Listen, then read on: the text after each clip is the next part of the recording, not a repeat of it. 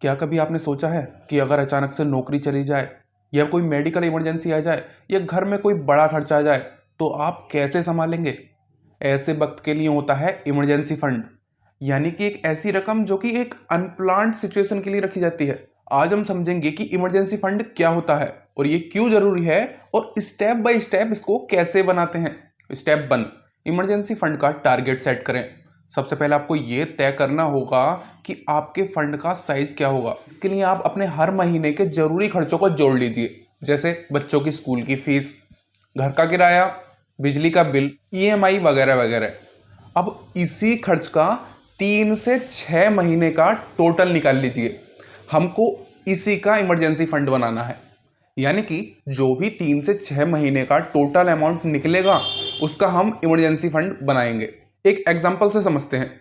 यदि आपका महीने का खर्च 25,000 रुपये है तो आपका जो इमरजेंसी फंड बनेगा ना, वो लगभग 75,000 रुपये से 1.5 लाख रुपए के बीच में बनना चाहिए। स्टेप 2, छोटे अमाउंट से शुरुआत करें। यदि आपको ये अमाउंट बहुत बड़ा लग रहा है तो बिल्कुल चिंता करने की कोई बात नहीं है। आप इमरजेंसी फंड 100 रुपये, 1,000 रुपये इनसे भी शुरुआत कर सकते हैं। जरूरी है आदत डालना, कंसिस्टेंसी रखना, हर महीने थोड़ा थोड़ा जोड़ते जाएं। अपना इमरजेंसी फंड उस अकाउंट में रखें जहां से आप उसको आसानी से एक्सेस कर सकें, लेकिन ध्यान रखें उसे इतनी आसान जगह भी नहीं रखना है कि उसे फालतू के खर्चे के लिए निकाल लें। तो इसके लिए सबसे बेस्ट ऑप्शन है कि एक अलग से सेविंग अकाउंट या फिर एक लिक्विड म्यूचुअल फंड। मार्केट में कई लिक्विड फंड्स हैं, वो आप रुपीजी ऐप पर देख सकते हैं। अब बात करते हैं लिक्विड म्यूचुअल फंड्स की। अब हमने रुपीजी ऐप खोल लिया है। इसमें हम देखेंगे कि डीएसपी लिक्विड म्यूचुअल फंड एक आपको दिख रहा होगा। इसमें हम देखेंगे, देखिए इस फंड का CAGR जो है 6.81% है, वो भी 3 साल में। और इसका कैटेगरी एवरेज इससे कम दिख रहा होगा 6.35%, जो कि ये फंड काफी अच्छा परफॉर्म कर रहा है। अब हम नीचे जाएंगे तो इसकी एक्सपेंस रेशियो आप देख रहे होंगे 0.2% है, जो कि काफी सारे लिक्विड म्यूचुअल फंड से काफी कम है। अब आप नीचे देखेंगे कि इसका मिनिमम इन्वेस्टमेंट जो मैं आपसे बोल रहा था कि 100 रुपये या 1,000 रुपये से भी आप शुरुआत कर सकते हैं, तो इसमें लिखा है मिनिमम 100 रुपीज से आप शुरुआत कर सकते हैं। उसका फंड साइज देखिए, फंड साइज है 21,000 करोड़ प्लस, यानी इतना भरोसा लोगों ने इस पर जताया हुआ है कि इसका फंड साइज भी काफी ज्यादा है। अब इसके एग्जिट लोड को समझते हैं। देखिए एग्जिट लोड में आपको ये दिख रहा होगा कि यदि आप एक दिन में निकालेंगे तो 0.0070%, जो कि बहुत ज्यादा कम रुपए हैं। और आप नीचे देखेंगे तो नीचे ये भी लिखा हुआ है कि 7 दिन या उससे ज्यादा में आप अगर निकालते हैं तो एक भी रुपया आपका एग्जिट लोड पर चार्ज नहीं होता है। इसी तरह से हम दूसरा लिक्विड फंड देखते हैं। देखिए HDFC लिक्विड फंड आपको दिख रहा होगा। अब नीचे जाते हैं, इसका एक्सपेंस रेशियो है 0.32%, जो कि अभी हमने DSP का देखा था 0.2% था। इससे थोड़ा सा ज्यादा है एक्सपेंस रेशियो। लेकिन हम थोड़ा सा नीचे जाएंगे तो इसका फंड साइज देखिए आप, 76,000 करोड़ रुपए, यानी कि DSP से भी 4 गुना ज्यादा। देखिए कोई फंड किसी चीज में अच्छा है तो कोई फंड किसी चीज में अच्छा है। जो बेटर है आपके लिए वो मैं आपको बता रहा हूं, ठीक है। नीचे देखिए इसमें भी मिनिमम इन्वेस्टमेंट आप 100 रुपए से शुरुआत कर सकते हैं, है ना। अब नीचे आइए, अब आपको दिख रहा होगा यहाँ पे एग्जिट लोड।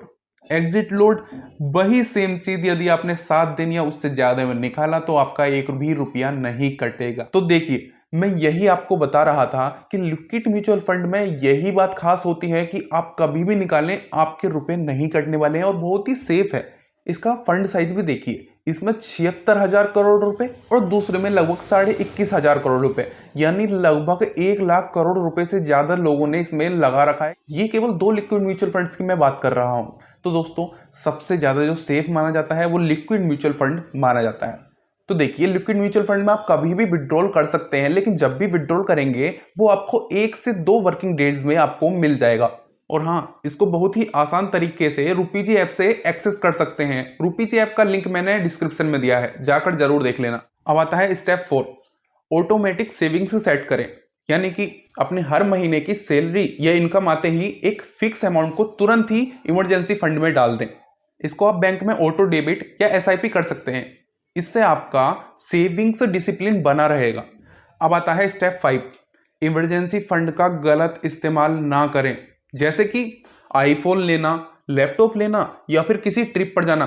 भाई ये कोई इमरजेंसी नहीं है, ध्यान रखना। इसके लिए कभी भी इमरजेंसी फंड से पैसा नहीं निकालना है। इस फंड को तभी इस्तेमाल करें जब कोई बड़ा, अनप्लान्ड और जरूरी खर्च हो।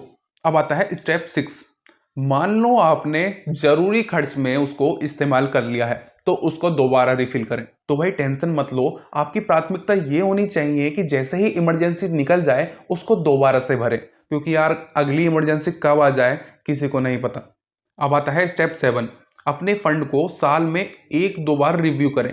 मान लीजिए आपका खर्च बढ़ गया है, आपकी इनकम भी बढ़ गई है, तो हो सकता है आपकी ज़रूरतों के हिसाब से वो इमरजेंसी फंड सही नहीं बैठ रहा हो। इसलिए साल में 1 से 2 बार रिव्यू करें कि क्या वो आपकी ज़रूरतों के हिसाब से सही बैठ रहा है या नहीं। अगर नहीं बैठ रहा है तो उसमें सुधार करने की ज़रूरत है।